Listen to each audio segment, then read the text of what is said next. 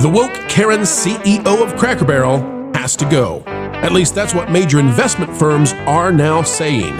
The declaration is landing just in time for the holidays, which also happens to be when Cracker Barrel Old Country Store shareholders will vote on the board and a host of issues facing the restaurant chain that famously bet more than half its entire value on a massive rebrand that blew up in his face faster than New Coke ever did.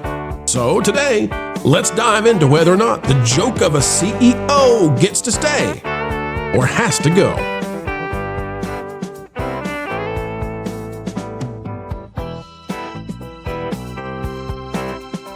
Hello, ladies and gentlemen. Welcome back, fam and friends. Yet again, we are here to explain entertainment and keep you ahead of the culture curve. Today, we're talking about everybody's favorite vacay, stop and eat and pass the time away. Old Country Store, sitting by all those exits. You stop there, you go there, you know where it is. Cracker Barrel, ladies and gentlemen. We're back there again. And if you'll remember, if you'll go back in the not so distant past, you'll recall that there was a woke Karen CEO who decided that she was going to transform a Cracker Barrel, get rid of the old logo, toss away the guy in overalls, they call him Uncle Herschel, and redesign everything, make it look like it's one of these first watch restaurants, these breakfast kind of places. And they got rid of the old-fashioned root beers and the frosted mugs, and they put mimosas instead into Cracker Barrel, which appeals to, a certain demographic in California that's not going to go to Cracker Barrel anyway. So things have not gone the way of Cracker Barrel. But folks, click the like button. You can help us send this out. This is huge news. Huge news. Polymarket right now, this woke CEO, this Karen, her chances of staying on as the CEO just decreased, according to Polymarket, today, at the time of this recording, by 9%, okay? I mean, we're talking about free fall right now. Out of PR Newswire, I want to start off with something that's solid, okay? I want you to see what Cracker Barrel is trying to do to stop this. Because she runs Cracker Barrel, the board supports her, they're trying to save their keisters. They're trying to stay there. They're trying to make the cornbread still. Says Cracker Barrel Old Country Store and Cracker Barrel Old Country Store Foundation unite together to support our nation's heroes this November. Says that Cracker Barrel will honor veterans with a free breakfast on November 11th, while the Cracker Barrel Old Country Store Foundation pledges $150,000 to 30 veteran-focused charities through its 30 Charities in 30 Days initiative. Okay, cool. I'm just bringing it up because I want to start with the good stuff. I want to tell you, Cracker Barrel's trying to do anything it can desperately to get a win. And you know what? I'm all for that if it's supporting veterans. I'm all for that if it's baking the biscuits fresh daily again, which they had stopped doing. I'm all for it if it's going back to the original recipes, which they had gotten away from, right? I'm all for that kind of stuff. But it's only because they're in deep, shall I say it in French, doo-doo. Folks, take a look at this. This is what we do. We cover it. NASDAQ has this. It says, proxy firms are now backing the Baglari Capital Company in fight with Cracker Barrel. Now, Baglari is the guy who told them don't do the rebrand, and they did the rebrand, and then they fell flat on their face. And now these big investment firms are saying, you know what? In this shareholder meeting, November 20th, when we vote on the board, you're backing Baglari now, not the woke CEO and her board. Monday, Baglari Capital announced that proxy advisors, IS, you know what I'm going to call it? I'm going to call it ISS. ISS and Glass Lewis have urged shareholders to vote against one or more Cracker Barrel board nominees ahead of the November 20th meeting. Both companies pointed to long-term underperformance and a 46% stock decline since August. 46% stock decline in 3 months. Now that's how you kill a company. Citing significant value destruction, unsuccessful rebranding attempts, and inadequate oversight. While ISS reprimanded the board for failing to stop the logo controversy and other strategic blunders, Glass Lewis criticized Cracker Barrel's recent bylaw changes as shallow and backward. Both businesses came to the conclusion that a board change is necessary. Ouch! Ouch! We've also got this out of Creative Boom, written by Kat Howe. Is that a real name? I don't know, but if it is, it's a cool name. The Cracker Barrel rebrand, a $100 million masterclass in brand value. When Cracker Barrel's shiny new look caused its stock to drop by almost $200 million, the internet laughed. But buried in the chaos was a golden lesson. What happens when you forget that brand isn't just visuals, it's value, emotion, culture, all rolled into one. Now, this came out this morning at the time of this recording. And I'm bringing it to you, folks, because I want you to know the push is on. Something has shifted. The winds have changed, and it's looking like there might be change at Cracker Barrel. I still put it down at a minority chance of happening. Okay, I still think she keeps her job, probably. But I do think that now board members are going to be moved around, and she's not going to have a unified board, and there's going to be a major effort now to neutralize her. It says, is it okay to talk about Cracker Barrel again? Well, here goes. Whatever you think of the American restaurant chain Spectacular. Volte-face earlier this year, it got me thinking. And one thing stood out more than anything. The $100 to $200 million wiped off the company's stock immediately after the new brand was revealed. This wasn't just a PR disaster. It was a rare, brutal insight into the tangible value of brand. In fact, I would tell you folks that this was as bad as Schlitz, if you know what that is, right? This was as bad as New Coke. Actually, it's worse than New Coke. New Coke lasted longer than New Cracker Barrel. Isn't that amazing? It says, what the company got wrong wasn't modernization. They desperately need it. Their net income had plummeted from $99 million in 2023 to $40.9 million in 2024. Now, how did that happen, folks? How did that happen? I bet I can tell you. Cracker Barrel was already modernizing in 2023 and 2024. Cracker Barrel had already decided that they were pushing into the West, into these Pacific markets, and these Pacific markets were not interested in an Appalachian-based themed restaurant. They weren't interested in that. Now, those who wanted to go to Cracker Barrel, they liked it because it was Cracker Barrel, right? You go to Cracker Barrel because you wanted to be Cracker Barrel. Kind of like if you go to Disney World and you stop by Frontierland, you want Frontierland. You don't want whatever it is they've reimagined it into being. You don't want, cartoon cars driving by in Frontierland. You want cowboys, darn it. When you go to Cracker Barrel, you want biscuits and gravy.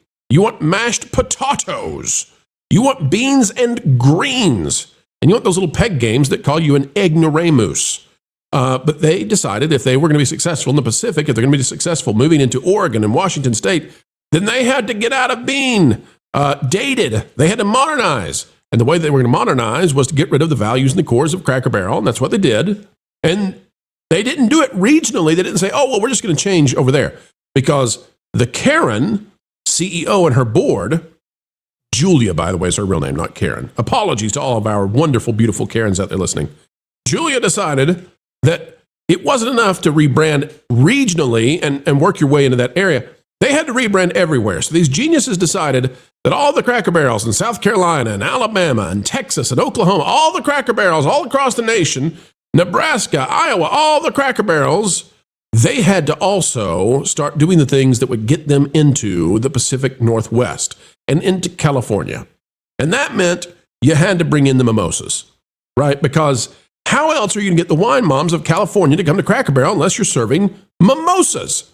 That's what gets them going for the afternoon wine. You start in, right? It's your gateway. It's your morning gateway with the mimosa. And so that's how they toppled themselves, $99 million down to $40.9 million. And then when that didn't work, what did Cracker Barrel say to themselves? Well, we clearly are irrelevant. It can't be the decisions that we've made. It can't be what we've just done that's destroyed us. No. It's the entire brand. So let's throw that under the bus. It says, the mistake was forgetting that Uncle Herschel wasn't just a doddery old man leaning on a barrel.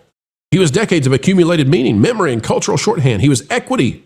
You couldn't manufacture overnight, no matter how many focus groups you ran.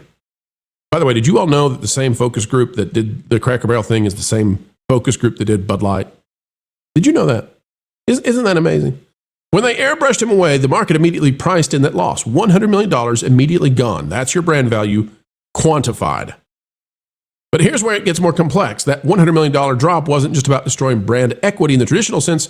It was about stepping into a cultural minefield. It goes on to talk about the White House and all that kind of stuff. And they're exactly right. This is exactly right. These people burned, they bet more than half the company.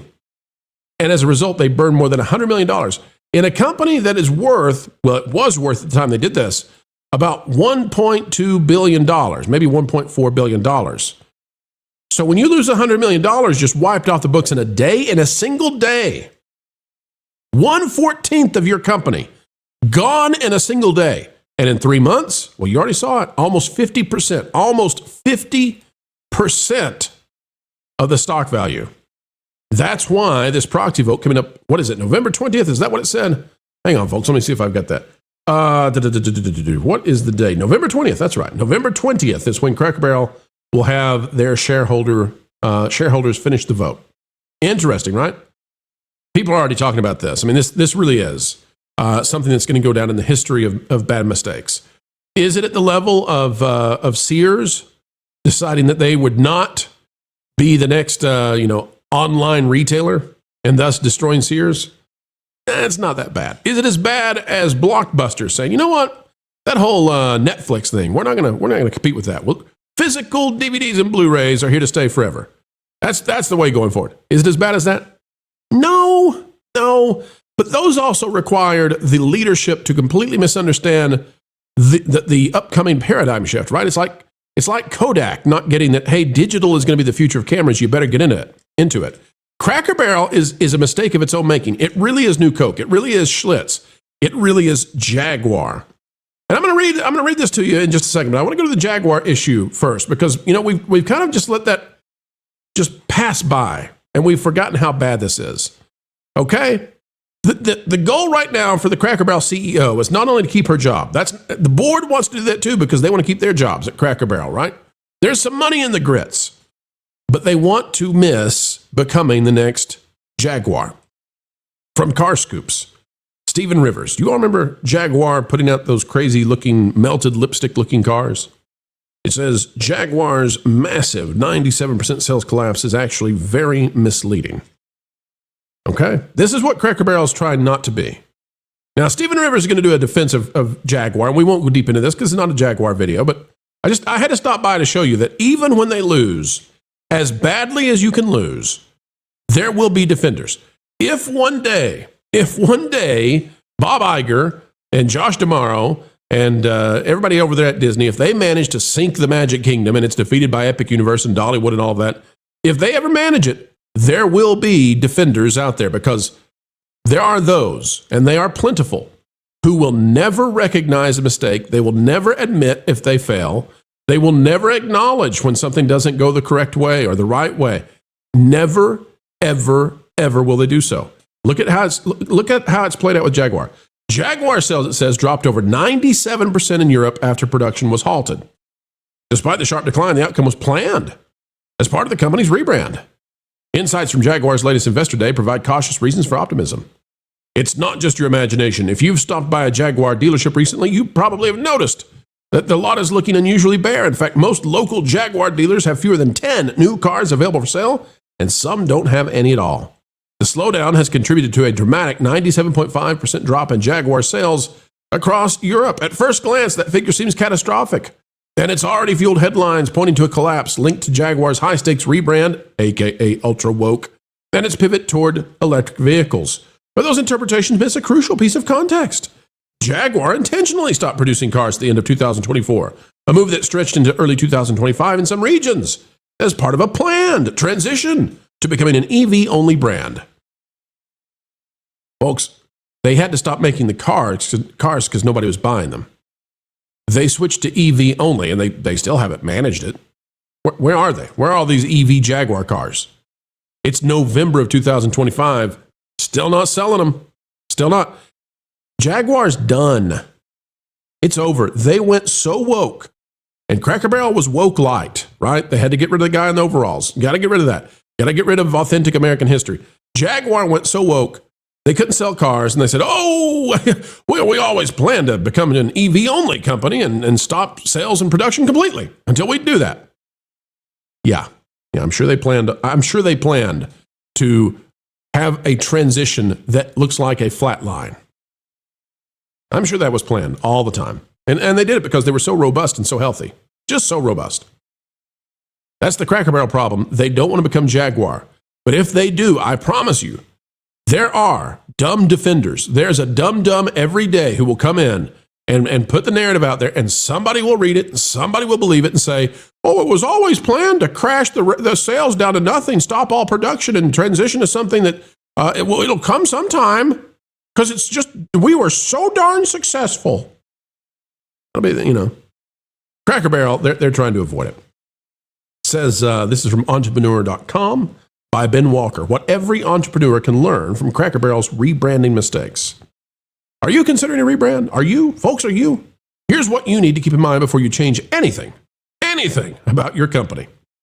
It says most marketing and rebranding mistakes stem from executives pursuing their own ideas rather than understanding what customers actually want. Brand equity and emotional connection can outweigh product improvements. When making significant changes, tread carefully and test broadly. Make certain any change has purpose and can be easily explained, and don't abandon brand recognition unless you have a stronger, clearer message to present. Now, we could read this article, and maybe you should. Maybe you could. Maybe you would if you'd like to understand what went wrong at Cracker Barrel. But I would suggest to you that what really is going on here is there's a cognitive dissonance with a lot of investors who don't understand. Hey, we were told this is going to be a big win, big success. Hip, hip, hooray, here comes Cracker Barrel's new day. We're baking the biscuits once a week or whatever it was, and we're going to repaint the stores. So why didn't this work? Now, if you'd been watching this channel, you knew this wasn't going to work. You knew it. If you'd been listening to the guy who's now running to be the future CEO, potentially, of Cracker Barrel, Mr. Biglari, you'd have known this wasn't going to work. But most people don't go this deeply into things, and they didn't know. They didn't know that woke makes you go broke. That's something that's talked about on Reddit. They haven't been on there in 20 years. So these are the kinds of articles that are coming out, right? Whether it's Entrepreneur, whether it is Creative Boom. Folks, these are the kinds of articles. And then what is the next part in this cycle? If Cracker Barrel didn't fix things, next it would be biscuit scoops or dough scoops. I don't know what it would be. Turnipgreenscoops.com that would have been telling you all along they always intended to shut down Cracker Barrel stores so they could rebrand them because they're just so darn successful. Folks, the November 20th is not far away. 10 days. 10 days until we find out, does the Karen CEO get to stay? I believe, no financial advice here at all, I believe she will stay. Because at Wall Street, one of the things that they are reticent to do is big change. However, board seats, now that the investment firms are coming in and saying, don't vote for every one of these board members, we got to make a change, it's very possible that she has a disgruntled board that will not do what she wants to do. And, folks, let me suggest this. Whether she stays or goes, the market and the Cracker Barrel consumer has already won. Because all of her ideas, all of her mission, totally neutralized, neutered, removed, nullified. And the Biglari guy, whether or not he gets into power at Cracker Barrel, his ideas and his ideals already prevailed. And so did yours. How long will Cracker Barrel go with the CEO? I don't know. The only way she gets a victory here is if she stays, her entire board stays, and next year she gets to walk back these temporary corrections to go straight back into wokeism. That's possible. It's possible.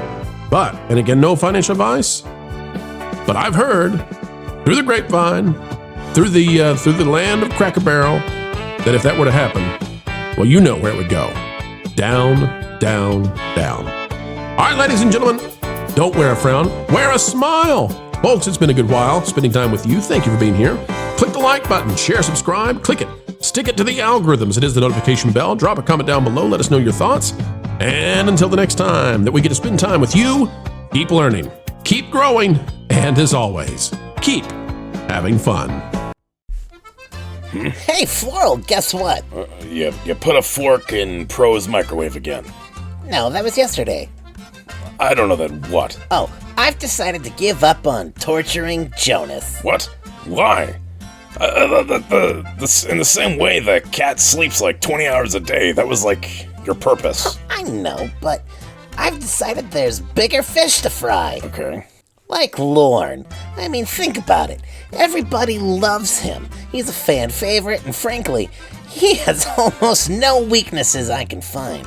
Except that he's really smart. So, you want to annoy the one panelist without a single flaw, because he's smart. Yeah, like that winged statue at that fancy Paris museum thingy.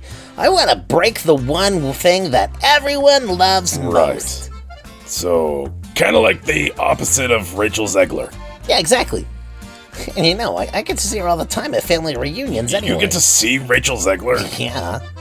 She's a total troll. Lives under a bridge, harasses billy goats, you know, the whole 9 yards. It all makes sense now. Speaking of which, maybe she'll get me... okay, I'm gonna call her on my...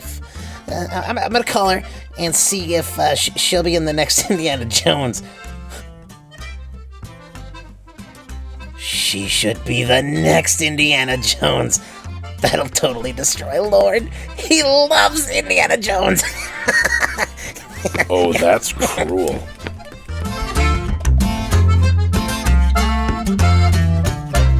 Hey, Rach.